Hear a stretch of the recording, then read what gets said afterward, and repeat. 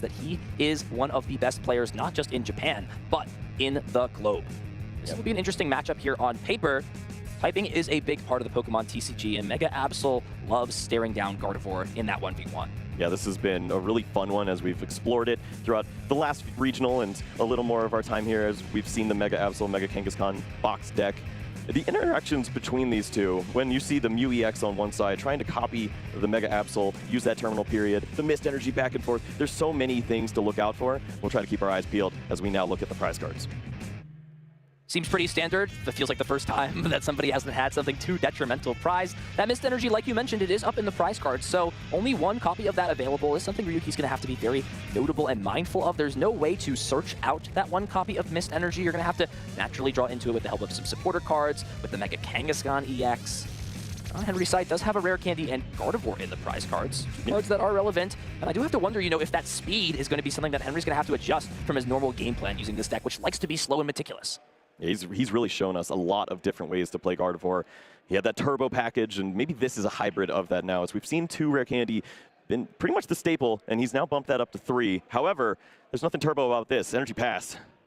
Not much going on. Do see the Mega Absol, and look at this. Who needs Arvin on turn 1? Just has the energy, turbo energize, and the Absol in hand. No sweat off of this Lily's Determination. Gonna see 6 cards, plus the 2 because of being at 8 prize cards, or excuse me, 8 cards total because of being at 6 prize cards. A little bit of a tongue twister, but regardless, Ryuki doesn't even need nothing necessarily from this. He's already set up with his end goal for this turn. And I'm curious to see how he plays this. He's gonna find some basic Pokemon. It's inevitable at this point. Multiple Nest Ball found now, but do you go with the classic approach of Monkey Dory, throw down the Dark Energies with Turbo Energize, or do you get a little greedy? You see Mega Absol, Turbo, you could get all the Dark Energies right there, right now, and maybe just run over this game, ripping Ralts off the board and all the good cards out of the hand. We'll take the opportunity to search the deck with Nest Ball, take note of those prize cards. We'll be pretty happy to see there's no super relevant pieces in there. It's got a majority of those energy cards minus that mist energy. Of course, you can't have everything in your deck, so there will be some pieces unavailable.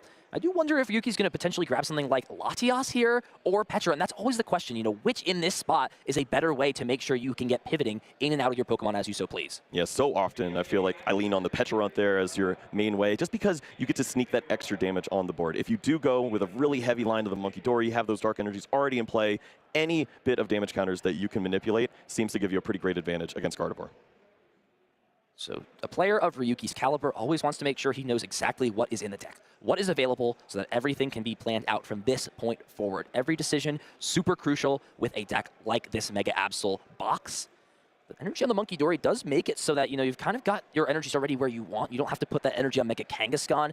And especially when, the biggest downfall of this Absol card is just getting it powered up, those energy cards being where you want them to be at the start means you're going to have a little bit more maneuverability later on in the game. Yeah, this is the ideal Pokemon to have in the active. You can always move around later on. You have that Petrarunt in combination with the Yveltal, free retreat, move that Pokemon around.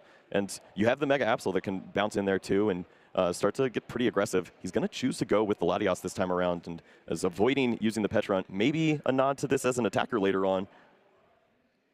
Yeah, usually don't see it as an attacker. It can scale up very nicely towards the end of the game. We are still far from that point. Turbo Energize finding its way into the metagame and finding its way onto Ryuki's board turn 1. Energies put onto Absol. Claw of Darkness and Terminal Period, both options available for next turn. And the big question is, Henry did not do much on that first turn, just the attachment for turn and a pass over. We know that rare candies in the prize cards, at least just one available.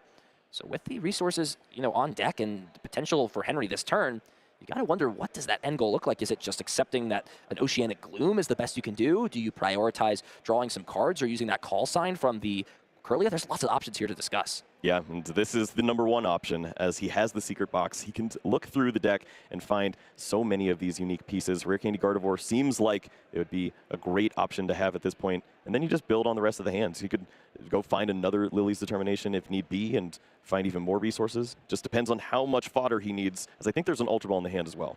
Yeah, and correction on my end, there are 3 rare candies in this deck list. We usually just see the 2 when it comes to Jellicent, but relying off of that and not something like the Technical Machine Evolution. So just committing that slot towards evolving the Pokemon.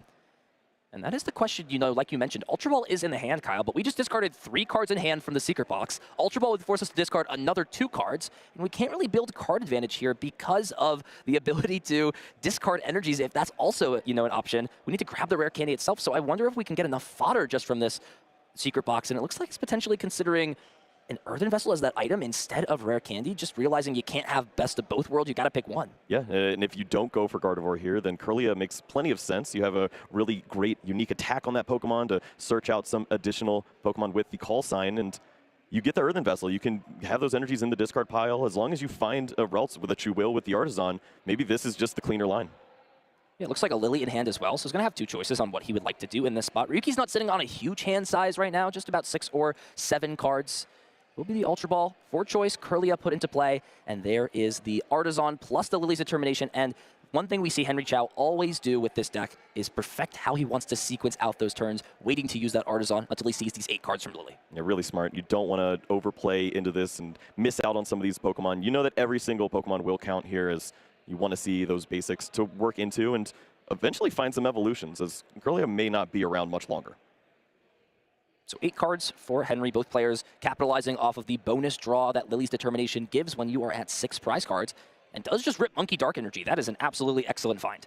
Yeah, really clean here. Has the Ralts to go along with this, can then use the call sign, build up this hand with all of those Psychic-type Pokemon, and afterwards has the Fez to even follow this up. So even if there were a knockout, Fez plus Night Stretcher, you can only take 1 out of the hand with the Mega Absol.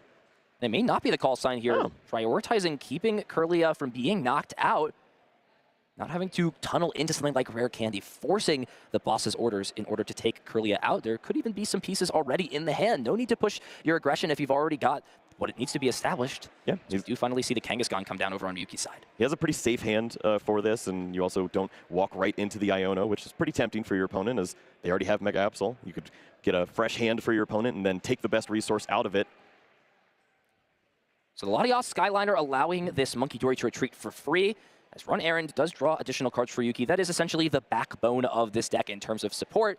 It's not a very popular card in terms of drawing for lots of other decks, but when you really can't combine anything, more powerful to draw cards, it does just get the job done. And look at this, off of Run Errand, the Mist Energy was found. So if you want to protect the Mega Absol from that Mew EX on the other side, that's pretty much the only way you're going to work through this amount of hit points as Henry in one shot. So now deciding what item of choice to take. We haven't seen something like the Precious Trolley be played yet. That is the A-spec of choice for Ryuki. It could fill the bench up if he decides to put some more Pokemon in play. And it is to note, Ryuki has already retreated for a turn. So if this Mega Absol wants to attack in this spot, would need to find that Petron EX to use that Subjugating Chains ability to put itself back into play. Seems like Pokegear and Bravery Charm will be the choices. Monkey Dory number 2 coming down. And this is sort of where we get into these mind games and this stalemate type period where both players understand the power of Adrenabrain and may just want to take time to get that established before they get in and start swinging. Yeah, no pressure on Ryuki at this point, and if he is going to use Mega Absol, you want to do it at the perfect time, maybe with that hand disruption along with the Mist Energy. Save yourself until you can get at least 2 clean attacks with this Pokemon, or wait until this moment when you already see Gardevoird EX in play and you can take those 2 prize cards. The Screamtail coming down, it looks like Monkey Dory potentially the target of choice if Henry wants to use that Roaring Scream attack to take knockouts. And we see the Bravery Charm, an extremely crucial card in this matchup, come down as well. Yeah, this Screamtail has been doing absolute work throughout this tournament. It's just what you always want to do in these situations. It's a battle of attrition as a Gardevoird player, always counting Monkey Dory Dark Energies on the other side of the board. If you can remove them, it does get a little tricky for Ryuki to find the backup Pokemon, as he doesn't recycle energy as cleanly as Gardevoird does. Will be Iono as the supporter for choice, so those 2 item cards and the tool card grabbed from Arvin, put to the bottom of the deck, so not getting use essentially from the supporter the previous turn. Pheasant Deputy coming down before, making sure there is at least a backbone for some draw. As it will be the Psychic Embrace 3 times onto this Screamtail. Roaring Scream now allowing 120 damage to go onto any of Ryuki's Pokemon. As we're considering putting an energy onto Gardevoird EX, we have not used Adrenabrain yet this turn. The damage counters do matter, but with a Monkey Dory on the other side, you've got to wonder, unless we're just trying to get a Pokemon powered up, is there an advantage to just putting damage on the board? And yeah, look at this. It's actually going to be a push over to the Mega Absol, a major threat identified here, and wants to start to solve that problem. And this is a great way to do that, as Henry is. When you have your 1 turn of Gardevoird, make sure that you get as many energy in play and that they stick onto a Pokemon. Screamtail will be around for this foreseeable future if Boss's Orders is played onto this Gardevoird. And that's where the Bravery Charm is just so important. Keeping it out of range from a double Adrenabrain. It would survive with 20 HP, and that would deny Ryuki from a potential 3 prize turn. Keeping yourself invested is so important, especially when this Gardevoird deck cannot gust before your opponent has taken prize cards. Targeting down that Absol can just be so powerful for the 3 prize liability that it is at the end of the day. All right, boss man, do you think Pokegear ever finds Penny in a spot like this then? Because if you can work in the triple Monkey Dory, there is a world of pain waiting for the Screamtail. You could get the KO before even having to worry about bringing up one of these big hitters. It does make you wonder if there is an attack of choice for the end of the turn, and that may be the consideration here for Ryuki. Am I just planning on winning the Monkey Dory war of attrition, going for another Turbo Energize instead in this spot? So I kind of like this here too. With Arven, you could use the energy switch and the combination with the Artisan to move the energy with the Monkey Dory, then still attack with the Mega Absol. But he's going to go a different route. He has the Earthen Vessel. We may just grab another Monkey here. We've got the Artisan in play as well. Yeah, and if you're playing against Gardevoird, this is what you'd love to see. You have everything ready for you at this point. It's just, can you get a good attack off in this as well, or do you just want to pass with the Kangaskhan again? I don't know. You know, you honestly can just get away with passing in this spot. You move the 9 damage onto the Screamtail, or even less than that. You can just move the 8 damage there if you want. Monkey it's actually going to be a little bit of an interesting route. These players always surprise me in terms of how they want to go about this. We're going to be ignoring the Screamtail, it seems, and just trying to target down Monkey Dory. Ryuki understands how important having the advantages when it comes to Monkey Dory compared to the opponent. Okay, yeah, does not want to deal with the Screamtail, and rightfully so. If you don't think that it's going to be a threat, I mean, there are no Psychic Energy in the discard pile. There was already one thrown onto the Gardevoird, so sneaking in extra damage this turn involves a lot of discards. This hand is not looking too strong for Henry. If he doesn't get a Monkey Dory down this turn, things could definitely spell disaster. He's going to wait to use the Artisan, play Iono, both players shuffling their hands, putting it on the bottom of their deck, drawing into a few cards. There is a Night Stretcher plus Monkey Dory, but don't believe we've seen any Dark Energy discarded yet for Henry. Yeah, it's just finding all the wrong pieces of the deck now. Has a Jellicent line in there, Super Rod, but does not have the energy to go along with this. So waited on the Artisan, did not search out anything else here, and this is a little awkward now. Yeah, the question now becomes, how much can you commit to continuing to target down this Mega Absol? Monkey Dory guaranteed to fall this turn, no matter how you approach it. If you KO the Monkey Dory with Screamtail, it will still be knocked out to 2 Adrenabrains, since there is 50 on that Mega Absol. And you see how every damage counter is so meticulously being placed in this matchup, the math adding up perfectly from the damage on both players' sides. Henry, he had a game plan. He wanted to target down that Mega Absol, but with each passing turn of Monkey Dory not being taken off the board, you have to think that the favor is leaning over to Ryuki. It will just be another Roaring Scream, targeting down Mega Absol. Does sit at 200 damage exactly on it, so it's got 80 HP remaining. Will be at 170 HP if those 3 Adrenabrain abilities are used. And Ryuki, for note, has not attacked to deal any damage so far, has put all of his time, effort, and resources into establishing Monkey Dory. Is this the turn where he decides to finally pounce? I mean, what if you just send all the damage to the Ralts at some point, too? You could knock this out in combination with the Gardevoird, take 3 prizes, and with Mega Absol having 180 hit points remaining, you're not at risk of being KO'd by this board at all. That's fine. Boss's orders off the prize cards. So this is an opportunity. If there is an energy card in hand for Ryuki, he could take a KO on this Gardevoird EX and also strip Henry of an important resource in his hand. Yeah, we'll see if he wants to go that route now or just continue to push damage onto some of these other Pokemon. The healing strategy is working so well for him here. But he has opened up an avenue for Henry. With this prize card taken, Countercatcher's live, and maybe you find some way to take this Pokemon off the board, and it is the Penny now is going to preserve the hit points once more. Just wants to make sure that he is the Monkey Dory king. He has the army. Henry struggling to get his supporters up and running. It's just so much value. It means every turn this Roaring Scream is only going to leave 30 damage on the board over on Ryuki's side, and he'll just continue to start attaching every turn to the Absol. He's in no rush to use this Claw of Darkness. As long as it's up and running, he knows that Boss's orders will guarantee him 2 prize cards somewhere down the line. And for Henry now, what do you do with this information? You're still looking to find Dark Energy for your Monkey Dory, and you don't really want to put any more damage onto the board. You want to just take knockouts at this stage with the Screamtail. You already have an answer to a Monkey Dory. You can remove at least one of those threats and try to tilt the arrow back in your favor, maybe in a few turns, but you are not handling any of these major threats. This is where Henry is sort of at a challenge. All that hard work has been reduced and is now going to go after Monkey Dory. So a change of heart, a change of plans for Henry, targeting Monkey Dory down now. This may finally put the pressure on Ryuki to start attacking with Mega Absol. Yeah, this is not exactly where he wanted to be. Ryuki was very content pushing the damage counters back over, and now he's left at a point where he has to make a decision. He can go in with the Mega Absol here. He has Energy Switch in this deck list. He could easily find that with the Arven. But are you attacking into a relevant Pokemon at this point, or is it just into Screamtail? Is it just more important to get the card out of the hand at this point? Yeah, it would also move an energy off Monkey Dory, which is kind of what he's been going for this entire game. Establishing Monkey Dory, making sure it's strong, does still have a very solid advantage, even after losing Monkey Dory to a Roaring Scream. Yep. So we'll have to see what resources he's willing to go for. I do believe there is a Night Stretcher in hand, so doesn't need to search out some way to grab energies. The pieces are there if he does want to go with a Claw of Darkness this turn. Of all the turns, it doesn't seem like it's the best, given that you're staring down the Scream Tail. It's already damaged, but you don't see any other clean attacks for yourself here. Attacking in with a Evital using Clutch and trying to slow things down just further amplifies the damage the Scream Tail can do. So maybe it is just more important to get the card out of the hand. Get to sort of, make yourself wonder, is preserving this Absol still the #1 option now that your opponent has gone after Monkey Dory? It seems that we're going to have to shift gears at some point. Energy onto the Mega Absol, energy switch. So Monkey Dory losing its resource to assist its friend Mega Absol to power up Claw of Darkness. And we are taking a look at this hand. Counter Catcher, the first card to put to the top. So maybe deciding if there's any other resources that are worth it. And of course, smartly checking the discard pile. Let's see that a solid amount of Iono are gone right now for Henry. And this is the one turn where you really can pounce on this play because there are no Dark Energy on the other side for Henry. No way to move 6 damage counters over with double Monkey Dory, lock in the terminal period with the Mew EX. So Ryuki feeling very safe, unless it were a shocking energy switch out of nowhere, which isn't in this list. He is going to be around for another turn. And importantly, deciding to discard Iono from Claw of Darkness, that means all 4 Iono are gone for Henry Chow. Ryuki will not have his hand disrupted for the rest of this game, especially with this Mega Kangaskhan draw engine. That could be a big piece missing for Henry in terms of disruption. Yeah, the hand isn't great yet, but he can continue to build on this over and over again. Slow down, change the pace of this, and just move over the damage counters with the Monkey Dory again. It is on Henry to find an answer and find it quick, and it does not look great when you're staring down this many hit points on the other side.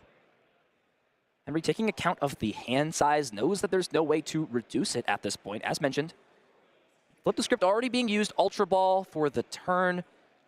Looks like deciding if there's anything worth going for. We see this Jellicent line present in the deck for Henry, but just because of that speed and the way it matches up into some of these Pokemon, it's really not going to see use in this matchup, it seems.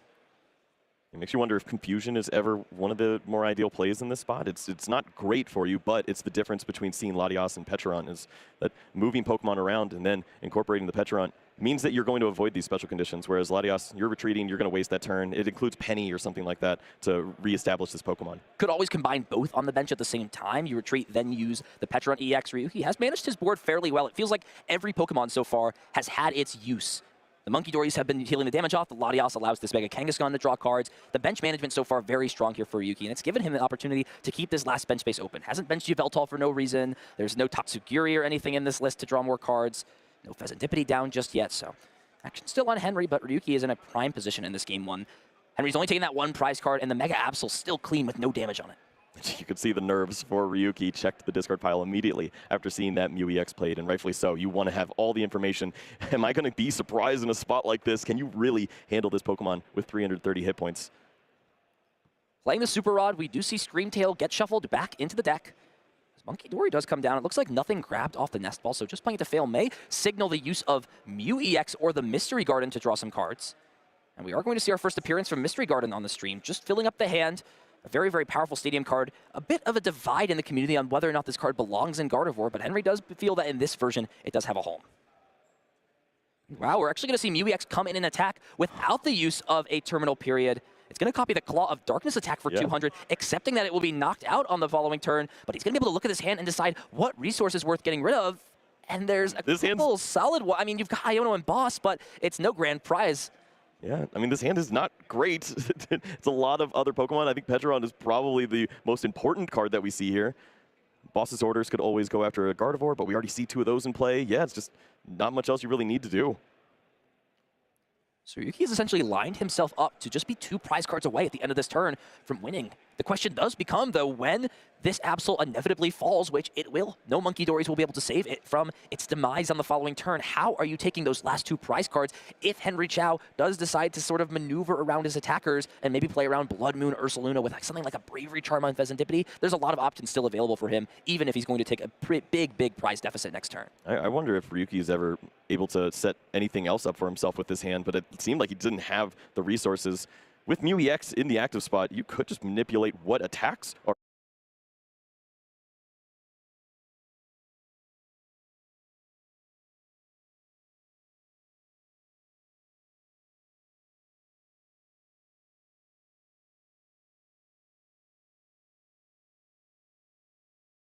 available for this Pokemon for the rest of the game, and those energies aren't moving anywhere. They're on a free retreat Pokemon.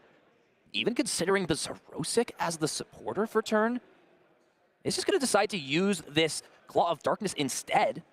I mean, and there's nothing going on in this hand. We're going to see some cards drawn with Mystery Garden, UEX now gone, but Pheasantipity is still available. There's really not a lot working besides that, though. Right, and I mean, for Ryuki, he has inevitability. If this Mega Absol is handled, then he has the Blood Moon Ursaluna follow-up and a Boss's Orders in hand. He can close out. There are no Iono left. If you don't handle the Mega Absol, then there is a Boss's Orders and a Gardevoird KO. Look at that, though. The Professor Turo scenario picks up Pheasantipity, so it removes that option off the board completely. The Blood Moon Ursaluna being telegraphed the turn before, it's no longer going to be an option to close this game out. Right, from this point forward, then you still need to have an answer to the Mega Absol, which means damage counters go into play. It is that much more important to preserve the hit points than is there another Dark Energy for Monkey Dory? Absol guaranteed to fall this turn to a Miracle Force. And even if there is an energy switch, which we've already seen be played, there's really not a lot threatening this Gardevoird. So I wonder here if Henry has found a way to claw himself back in. He'll put himself to 2 prize cards at the end of this turn. He's going to put extra damage on the board by over-retreating here. The damage was more important here. He was going to be at 80 damage on him, 230. He was going to walk into a KO if there was any way to push damage over. So he's actually going to switch this over, now have 30 on the active, and just push all the damage to the active and take the KO. Wants to stay around here. He has 280 hit points and a Dream. Henry Chow has piloted this endgame masterfully, and I have to wonder if Ryuki was not expecting the Professor Turo scenario, leaned so heavily into the spot, and now what? He's left with just a Monkey Dory with the Dark, a Blood Moon Ursaluna that's not going to be able to take a KO on a meaningful Pokemon, and Henry Chow is threatening game next turn with a Screamtail snipe onto this Latias on the bench. Oh, there's so much to think about here for Ryuki. Is it ever just worth it to Iono and try again? But Mega Kangaskhan will draw up. He sees a Bravery Charm. Maybe he could hold on to some hit points on that Latias. Would protect it unless Henry has a Bravery Charm of his own, but is only just playing the 1 copy, which has already hit the discard pile, was on Screamtail earlier in the game. Are we going to see the multi-use Blood Moon Ursaluna? Could set up for a 2-turn win if he can find a way to bring back that Pecharunt, which Henry Chow smartly decided to discard a few turns back. This guy is on top of everything in this matchup. I mean, I'm seeing Countercatcher Gardevoird and then Iono and try to keep a ton of damage on this Pokemon, but even then you can Monkey Dory heal and then move the counters. Yeah, I think either way, you know, it's still going to have to be a Boss's Orders on the following turn. So just decide to save that. And also did not use the run errand after Iono. Used it before. Is going to have even less cards to work with. We're going to see this Blood Moon swing in with that Blood Moon attack. And now the question here for Henry Chow. Finds the Screamtail. If he has a Dark Energy, this game is all over. I think he has the Night Stretcher in hand, but did he ever see a second energy? And the Lively Stadium is the issue, though, Kyle. It's actually going to put this Latias out of range from being KO'd from 2 Adrenabrains plus the 160 on the Roaring Scream. But does it ever bring Screamtail up a little bit with its extra hit points? How close can you get? Big question, how many energy are in the discard pile? We can move 2 off of the Gardevoird EX. So if there's another 4, I think the math is there. If we've got a Dark Energy, this Screamtail will go up to 120 HP. You can use Psychic Embrace 5 times. But even with 1 Adrenabrain, you would still be 1 damage counter short. This Latias would be at 240 HP, and you would be doing 230. All right. So what do you do here? Every damage counter is mattering in this matchup. Henry's now got to think through how he can draw without the help of the Mystery Garden, without the help of Pheasantipity or Mew. Is there a world where he's got to dodge Boss's Orders for 1 more turn? What can you find here? Nest Ball, just looking through. Can you ever slow things down? Could grab something like... Trying to think if there's a way to apply more damage on the board. There's no way to gust. Both players are at 2 prize cards remaining. There's no attacker that matters here. No prizes were taken, so there's no reason to put Pheasantipity back into play. Do you ever go for the confusion now that you have this Pecharunt EX in the discard pile and your opponent put themselves to a 2-card hand?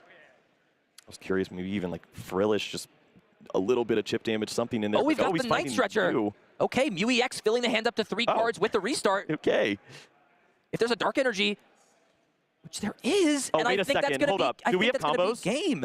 If the Dark Energy is in the discard pile and there's enough Psychic Energy, we can use that double Adrenabrain plus the Psychic Embrace 5 times onto Screamtail. That's going to be 260 damage, and we're going to be able to KO this Latias. Let's see if those resources are there. I don't know if he has the Dark Energy in there. I think there was. Remember that Monkey Dory got KO'd early with that Adrenabrain over on Ryuki's side. Is it not in there, Kyle? I'm not sure. This may have been a Night Stretcher Energy previously. Oh, it got rotted back into the deck with that Super Rod. It brought back the Screamtail, so no Dark Energy in the discard pile. Henry Chow usually always wants to have that in there, but if that Dark Energy was just still in the discard pile, this game would be all over, and it looks like it is going to be for that mind bend strategy to try and buy himself an extra turn and threaten the game. Wow, so much to consider here. Both players really right at the end. Ryuki does have boss's orders in this hand, but he does not have a clean attacker to get the job done so far. And it looks like we're figuring out how things are playing out in this spot. It's like a little bit of a discussion on how the damage was placed at the end of this turn. And now the question here for Ryuki, if there is that boss's orders in hand, all he would need to do is find that last copy of Knife Stretcher. He had played that one before to grab the Dark Energy back from the discard pile. For that Petron EX, you could draw 2 cards with the Kangaskhan, thanks to that Latias EX Skyliner ability. However, because you don't have a Dark Pokemon to switch back into, it actually wouldn't work in combination. So now the question is, do you have to take another turn off? He has Penny in this hand too. We're going to see this run Aaron draw 2 cards. Does find Precious Trolley. Is there a basic Pokemon out of the deck that could be beneficial to find? I'm not sure here, Kyle. Yeah, I'm not seeing that. Just wants to play 2 supporters in a turn. And easily get the job done there, but it's just not. There's no dual brains right here. That's not how it goes. And we're running into a situation where just Latias instead of Petron has been pretty tricky. Damage is pushed over at this point. Penny is in hand. You can preserve the hit points, bring this Blood Moon Ursaluna back up, maybe even throw down the Bravery Charm onto the Latias. He's using the trolley at this point, and what can he even find? The tough part is, either if you pick up the Blood Moon or the Latias, they're both in potential range to be KO'd by Screamtail. So it kind of makes you wonder, is it just worth keeping both Pokemon in play so that boss this time secures you the game? But no, we're going to see Penny pick up the Latias, keeping as much HP into play. And Dark if Henry energy. Chow can find the Dark, which is off the top of the deck, I think this might be game. We've got to calculate the HP. The Blood Moon Ursaluna, it's got the 260 HP, plus the Bravery Charm, that's 310, plus the Lively Stadium is 340.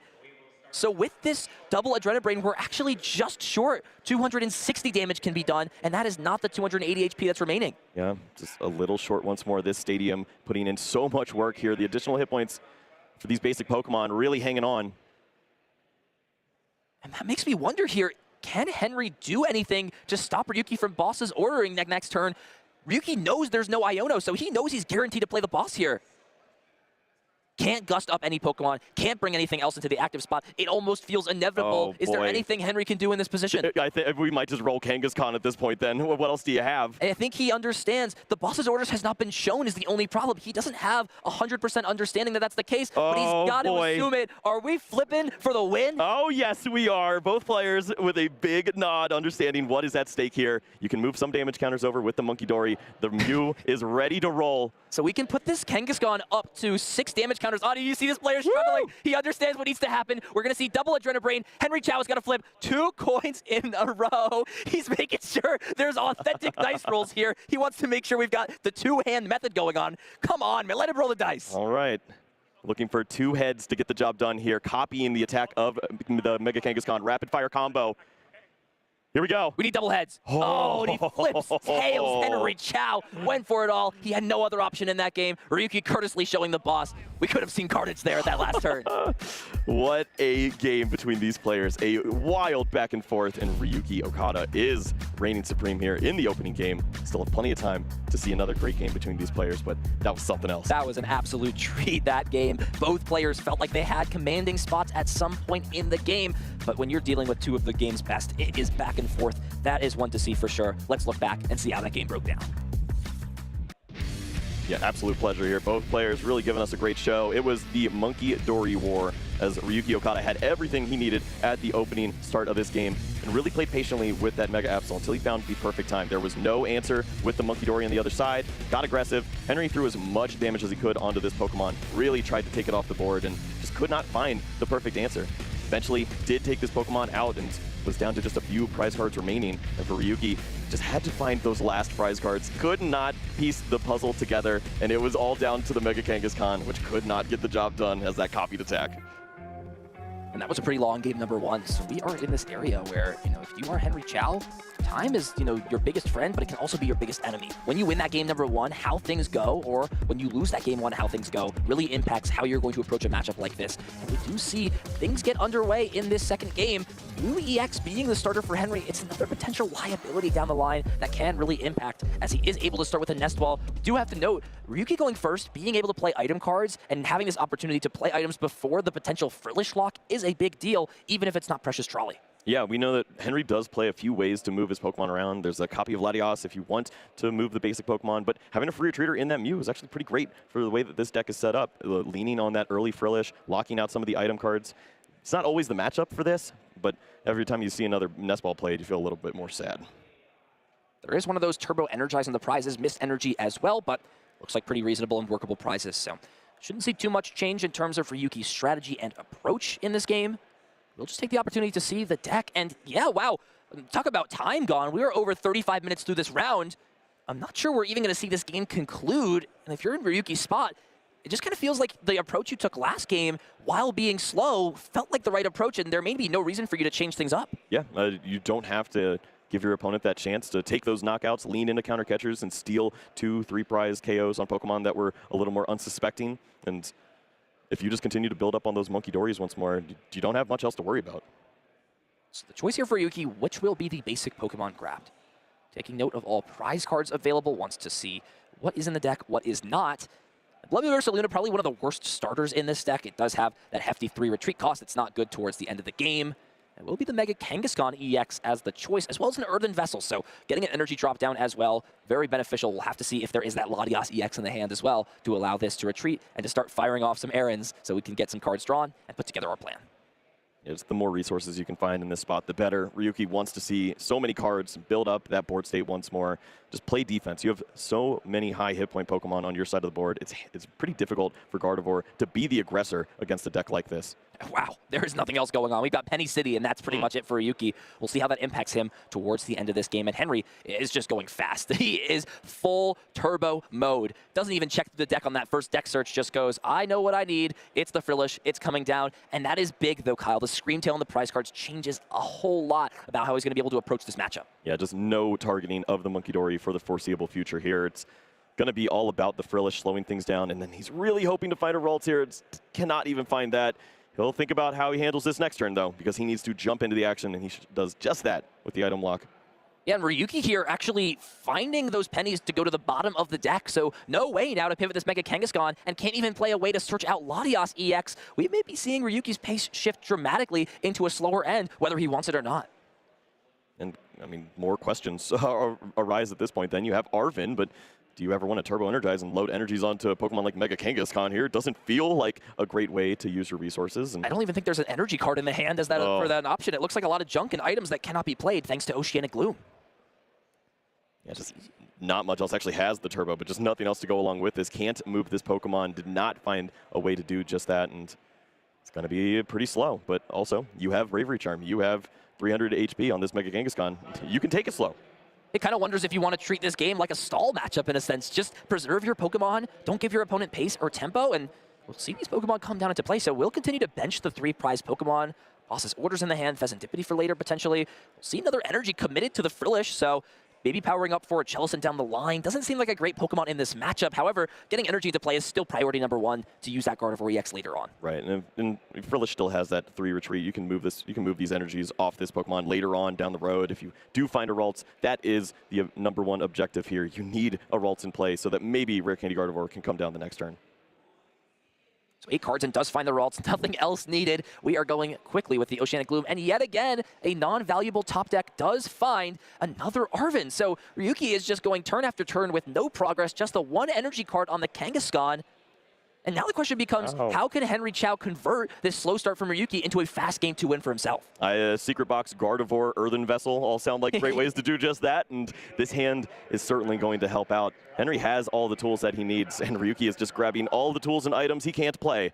That's going to work out fairly well. The only problem now is, do you have to do that in combination with the Jellicent to keep this item lock in play, as you've seen how devastating that has been for your opponent? Yeah, the big issue for Henry is that Screamtail being prized means he really can't get the first hit into one of these Mega Pokemon because, again, no gusting options available, only the counter catchers. So are you just committing to taking the first 2 prizes onto Bloodmoon Ursaluna? Is that the choice? It feels like there may be no other if that's the position we're in. And look at that, like you mentioned, Secret Box, Earthen Vessel prior to get Psychic Energies, and we are going to see that turn 2 Rare Candy after Ralts came into play last turn.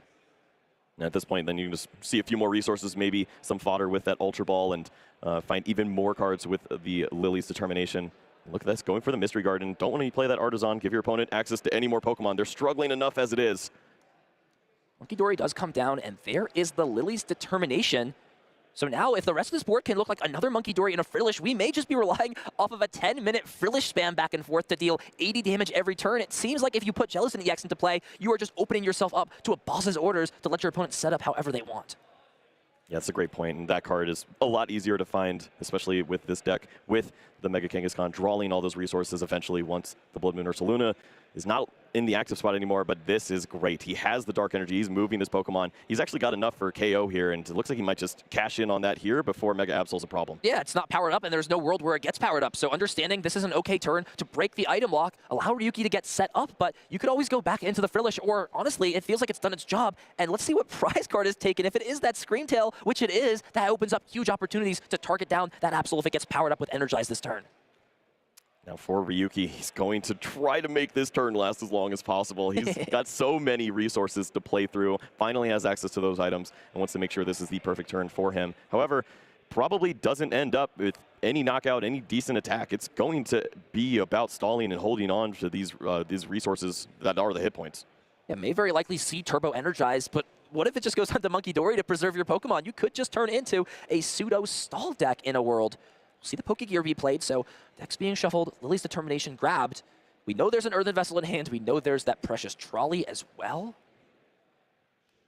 You can see the pace from Henry. Wants every action to fly off the board at this stage. Understands that there's not much time left here. Almost 6 minutes remaining here as Henry's trying to eye up those last few prize cards. Pokegear number 2, it actually decides to not grab the Iono, so leaving those two in the deck, and it looks like does have the Earthen Vessel, but no Precious Trolley. So the question now, are you ever going to be able to win this game by fighting fire with fire, or are you going to try and just extinguish the fire altogether and make sure the house doesn't burn down in 6 minutes? Oh, this may have burnt the house down, though. That is a dangerous benching, as both these Pokemon now in the Latias and the Pheasantipity spell out 4 prize cards in 2 turns. Bravery Charm, Screamtail, Monkey Dory, Dark Energy, all of these things lead to easy KOs, and Henry might feel a little more comfortable now. It just requires more resources from Ryuki. Is there a world where you can lean into some clutch plays from Yveltal to buy yourself some time? There is a decent amount of energy committed onto the Gardevoird. You can go after Monkey Dory. That would limit it to only be able to deal 60 damage per turn. The Frillish could get locked in the active spot. Obviously, you would item block yourself in the process, but at least you're negating the amount of damage your opponent can do on your board. And it looks like the Yveltal will make its show appearance right here in game number 2. Yeah, and this is just a great understanding of what you need to do in this situation. This is not a game-winning play by any means, but it buys you time. This Pokemon can stick around for a little while. You can slow things down with the counter catcher. And is considering going after Mew. Let's not forget you can copy that Dark Feather attack, but you'll be able to lock 3 energy essentially onto this Mew EX with the Bravery Charm. It means that Henry is essentially allowing himself to not be able to KO this Yveltal since it does have 160 HP. Would need to find another Monkey Dory plus Dark Energy to heal 60 damage off of his board, and is just going to have to use this Iono for 4 cards. This is going to be an incredible 4 cards here for Henry. Can he find Monkey Dory Dark Energy? But next turn he has the Professor Turo for this Pokemon. Just needs to play it smooth, play it fast, and get over to the next turn here, and maybe he's got a chance to move this Pokemon and get those energies put back into the discard pile. It looks like we'll see the full force of genome hacking. Copy Dark Feather, leave this Yveltal with just 20 HP remaining. And now the question for Ryuki, there's only 1 Monkey Dory in play. There is a Penny as well. Are we just full pivoting out of the Yveltal and trying to race the prizes back? We're going to at least heal it and keep it off the board, but what does the rest of this turn look like? I mean, you might just see this Pokemon played right back down. Multiple cards into the hand now with Run Errand, filling up the hand nicely, and he's got the combo that he needs. This is a Pokemon that is unchecked currently by the Mew. You can bring it right back up, slow things down, but this is where Henry has been dying to see this turn. He has the Turo. He can move this Pokemon, get the energies into the discard pile, promote the Gardevoird, and now he's just trying to take a prize as fast as he can. He's down to 3 prize cards remaining. Pressure is on the Monkey Dory. If there's not a Dark Energy for this Pokemon, then you'll likely be able to take it out soon. It's just 3 there, so still a little slow there, but still could start to target down those 6 prize Pokemon, or 3 prize Pokemon. Soon, Kyle. We're getting there. One day. But for now, we are in a Mega Evolution format. Pheasantipity flipped the script. We are just under 3 minutes remaining. Henry Chow is just 3 prize cards away from winning this short and sweet game number 2. Nice Treasure does bring Yveltal back to the hand. We did see Turo played last turn, and I wonder if Frillish is going to be the target like we mentioned before, and it is. So bringing Frillish up, understanding item lock is most likely going to be the counterplay from Henry, but it's not putting enough damage on the board, especially if Monkey Dory can find a Dark Energy This is a liability, though. If you don't grab the Monkey Dory instead, there's always a world where you evolve this Pokemon. Jellicent can then retreat, and then you have those energies right back on board if you want to attack in with a different Pokemon. So a bit of a risk here. And we are flying through the board. What is happening now? It looks like we're figuring out if there is a situation with... Oh, he was about to see card number 7, but I don't think he actually looked yet. This does slow things down. There was about 2 minutes on the clock before we got into this spot. Seems to always happen to us. Right in the middle of the most intense moments. We are having a judge call again. We have to see if 7 cards were drawn off of Iono. Iono is such a troublemaker. Yeah, if he saw the card, then it's likely DPL. If he did not see it, they can always put that card back, and we can go back to the action. DPL basically spells game over. Wow. That is absolutely heartbreaking. We've seen these huge judge calls in just the biggest of moments. You could tell these players are nervous, they're tense. This is such a huge match. Both players, you know, for how seasoned and experienced they are for the Pokemon TCG, it doesn't mean that when they're facing up against one another that they don't have nerves. They're not, on, you know, on edge a little bit, and mistakes are made sometimes. Not everybody can play perfect in the biggest of moments. Right. I mean, even though you're already an established name in the game, you want to prove yourself in spots like these. You're playing against the other person that you keep hearing about so often. This is a great chance for you to prove not only that you're one of the best players, but you're one of the best pilots of this deck that you are known for at this point in the game. There's a lot to think about here. And wow, what a turn that was leading up to be. We just saw the clutch, thanks to Boss's orders, onto the Frillish. And those 3 cards there was a Bravery Charm, Night Stretcher, and Super Rod, as well as a Psychic Energy from the discard pile that was going to be used with that Psychic Embrace ability. The big thing to think about, though, no Monkey Dory Dark Energy, no Jellicent EX. So as things stand, the Frillish would be knocked out the following turn from a clutch. So in that position, in that spot, assuming there's no prize cards taken off a penalty here, assuming the footage is being reviewed and everything goes back to normal, when action gets passed back to Ryuki, he's going to have no items. The Pokemon he's trying to trap is going to be KO'd. What do you do in that spot when your opponent is just 3 prize cards away from winning? Yeah, well, maybe we need to add an extra brain into this, as I know a man who might be able to help us out. Chip Ritchie, how you feeling out there? We got once again another judge call here in Las Vegas. Yeah, here we are, gentlemen. Yeah, definitely a pretty common situation here. I mean, we see it pretty regularly at tournaments where a player unintentionally, inadvertently draws an additional card. It does feel like it happens most often off Iono, which is the case here. Ryuki, when drawing the cards for his Iono, did have 7 cards in his hand. Now, what the judges were looking at and trying to determine here is, did he pick up his hand? Did he see that 7th card? Did he, even if he didn't see necessarily the 7th specific card, if his hand went face up towards his face, that would be cause for a potential penalty to be issued here. If he counts out his 7 cards, they can easily identify, oh yeah, there's the 7, he hadn't looked at them yet, let's put the 1 back. No harm, no foul in this spot. But if he did see that card, it is unfortunately the recommended starting penalty here is it's considered a major Pokemon TCG gameplay error. Examples include the following: a competitor draws an extra card. That is the exact instance here. And the recommended starting penalty here is a double prize card penalty, which would really change the outcome of this game if that is indeed going to be the penalty here. Yeah, thank you, Chip. Yeah, that's what we were thinking as well, taking a look at this. Did not see exactly if he made eye contact with that card. If he did, then this could completely tilt the game. We have 2 minutes remaining here, as we'll see who can close out in this really pivotal game number 2 now. And I mean, there's still a lot to think about. If we do get to this point, if we don't have this judge call interact with it, there's some things to question from Henry's side. Oh, I think he had Arven in hand when he went for the Iono. And Arven for Ultra Ball for Jellicent is a retreat. And you can attack in with the Gardevoird at that point, go down to 2 prize cards remaining. But I understand you are playing for your tournament life at this point. You were desperate to find that 1 additional match point and thought Iono was his best chance. Yeah, like Power Press would be able to take a KO. You would go to 2, and I guess you're so far ahead at that point. The only risk would be if your Gardevoird somehow gets KO down the line and your board is really not prepared as well as possible. But Henry hasn't really taken any proactive steps in this game. He never checked his deck to see what was prized initially. He's always played super fast. He's tapped his opponent's deck every time he shuffled it. Yeah. He clearly has cared about one thing, and it's a smart thing to think about. The time left in the round, just under 3 minutes left. Really, the big question here is going to be, if he saw the 7th card in some capacity and there's that double prize card penalty, how does that impact Henry's game plan if he just needs to take the 1 prize card? And if Ryuki is going to be item locked this turn from that Frillish, can he find a way to play around losing the game on the spot to a Screamtail? Hey guys, I just want to jump in here real quick and add one last bit of context. I think this is what we're seeing the judges do right here. Another issue with the way this extra card was drawn specifically is that the deck was ordered. Henry had just played Iono, so there are specific cards that are meant to be on the bottom of the deck. You know, normally when a player draws an extra card off something like a Professor's Research, just off the top, it's a simple, you know, show the card, shuffle it back in, no harm, no foul. They cannot just simply shuffle the card back into the deck because the bottom of the deck has to be that specific order due to the Iono. So what they're going to do, and what it looks like they have done, is count exactly how many cards Ryuki had in his hand pre the Iono, count those bottom cards out, then reveal one of those 7 cards that he drew inadvertently, shuffle that back into the deck, and then now his deck is in the proper order. Perfect. Thank you, Chip. That's great information to have here. We did see Ryuki move a 1 pip of a die over to the prize cards to signify that this is a double prize penalty. Henry, just 1 prize away then from closing this game out, but I don't think he was able to do much with his hand. If he had all this information beforehand, Jellicent would have closed the game out instead now.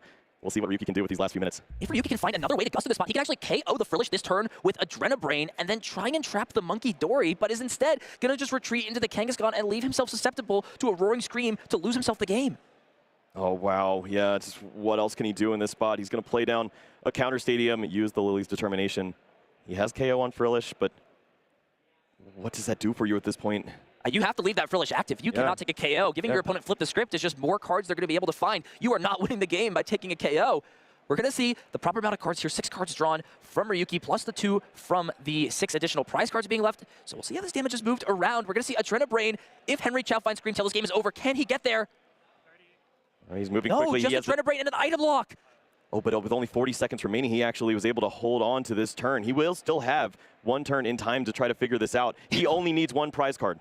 It's all going to come down to screen tail in this spot. So now Ryuki's still under item lock. He can use this Mega Kangaskhan to draw some cards.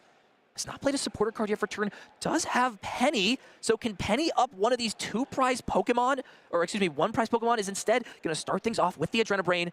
We're checking the resources, we're checking the discard pile, and time is going to expire here on Ryuki's turn. So Henry Chow's got 1 shot, 1 opportunity to force us into a draw. It looks like the Penny would go on the Monkey Dory at this point. Just keep all the hit points that you can. It's just the Evital left, and he's actually going to promote this. This could walk into the Jellicent, and there's an Arven! Finds Arven, that means if there's an Ultra Ball there, gets it! Henry Chow top decks the cards he needs to get himself in the game, evolve into Jellicent, use these 3 Psychic Embrace abilities, and because of that 2 prize card penalty, Henry Chow is going to force a draw by top decking exactly what he needs in round number 12. Ryuki can't believe it, and neither can we. What a way to close things out here. Henry with a perfect understanding of what he needed to do to get that point in this setup. He finally earned